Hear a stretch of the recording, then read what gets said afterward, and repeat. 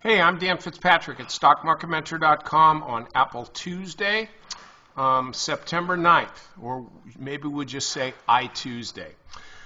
So I want to look at Bitauto Holdings here. By the way, members, in the strategy session, it's like 36 minutes long. Definitely use the double speed because we got a lot of stocks to go through. But then if you use the double time, then you don't get my witty sense of humor, which is always a highlight. So here with Bitauto, though, I want to talk about this. It looks like, I mean, look at the volume. Look at the way this stock is traded. This has been, you know, just a really nicely trading stock. I'm not going to go there right now, but you could look at Zillow, ticker Z, and it looks very similar to the way Zillow looked at one time. But look at the volume. So the stock's in this little consolidation, nice little bullish move. Then the stock really picks up here. And look what's happened to the volume. Volume starts increasing. So as the slope steepens, as the stock rises at a higher rate, the volume increases. So what's happening? There's more and more interest in the stock. More and more traders are coming to the stock. Typically, when you see this, I mean literally when you see this, uptrending stock, marked steepening of the curve,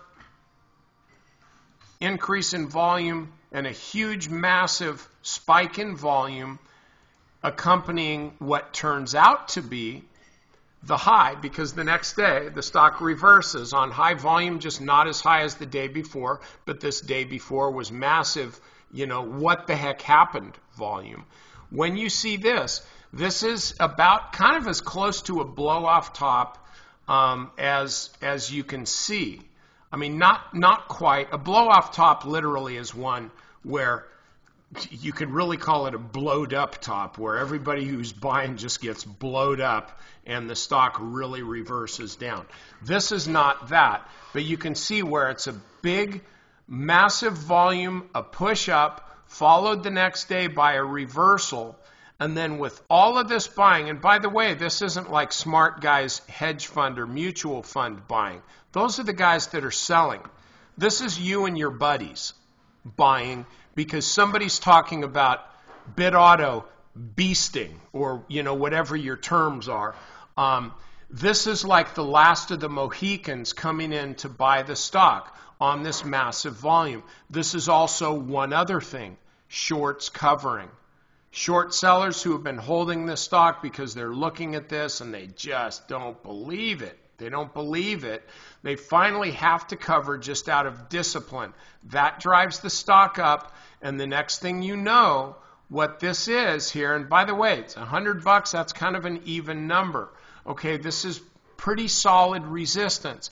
And try to imagine a stock after all this move on this, you know, this big, massive volume spike.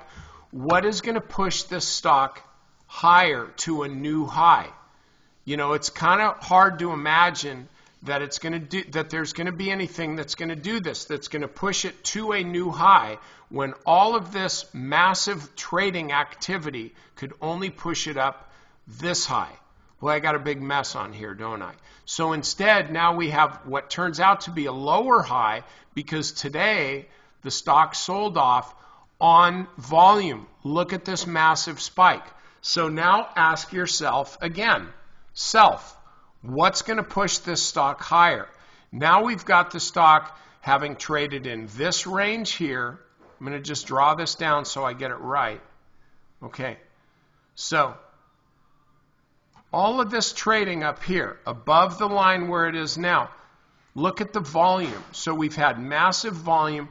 Every share that was traded, that was bought up here and is still being held, now these folks are losing money.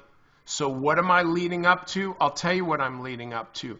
More downside here for Bitauto. It is not too late for you to sell this thing. You can always buy it back. Members, I go to extensive depth about the 1% rule in tonight's video, to a point where you're probably going to be mad at me. But here, The stock, I think, has every potential to fall all the way back to the 50-day moving average, which, by the way, is 66 bucks. You know, in a few days, it'll be up closer to 70. So I can see the stock falling another 10 bucks or so, 10 or 12 bucks, before buyers would come in. And I'll ask you, if you're not long this stock, are you looking to buy it right now? Or would you maybe be more interested in buying it if it comes down here?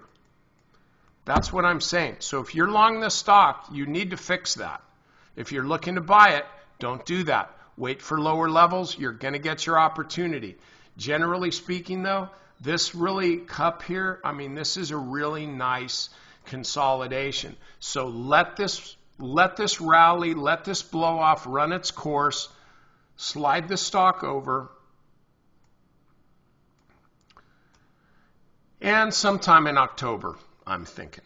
Okay? All right, that's it here. Members, get to the strategy session, and everybody, see you tomorrow. Tomorrow's going to be a fun day after all the Appleonians get done trading their Apple stock.